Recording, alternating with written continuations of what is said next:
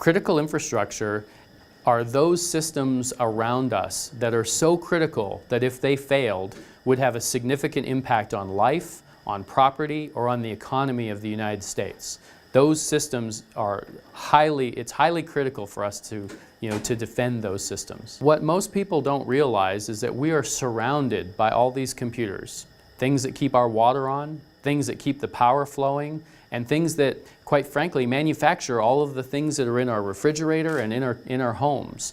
And without those systems, we would lose some of those luxuries. So as part of the training that we offer here from the Department of Homeland Security in cooperation with Idaho National Laboratory is we're now in the chemical plant area of the facility. So what we're doing here is this operator is actually running the chemical plant behind me, and they have to do this all at the same time that they're under attack from the red team, who's trying to break into the plant, steal the secret formula for the chemical that's being manufactured.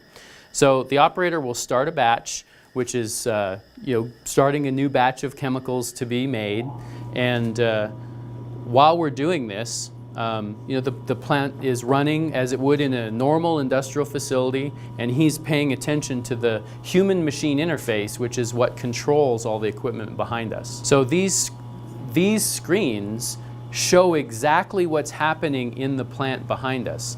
What happens in an attack sometimes is that the hacker or the attacker can take over this computer screen and then cause the chemical plant to do what they want instead of what the operator wants. Uh-oh, it looks like something has occurred and we have an overflow of this tank, and that definitely wasn't what we intended to happen.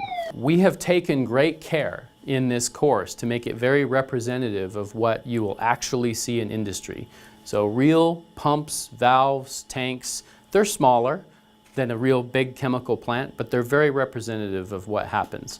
We've also tried to take the most up-to-date versions of attacks so that people really can experience what it's like when they're under a cyber attack. We've had people that have been in industry for 30 years that have come to us and said, this is the best course we've ever taken.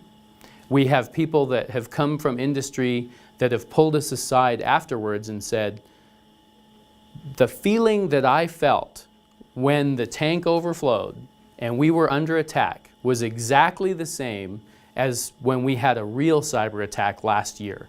So we think it's a very representative sample of what it's like to really be in a cyber attack. You learn techniques that you've never seen before.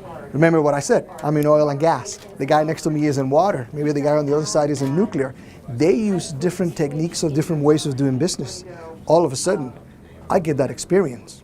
Or I have tools that they never seen or never used that they can pick up. So the first thing I would say is recommend that you back your data up, because regardless to what you do in the IT field, the most important thing we ever do is have a good backup of anything we have, whether it's critical or not.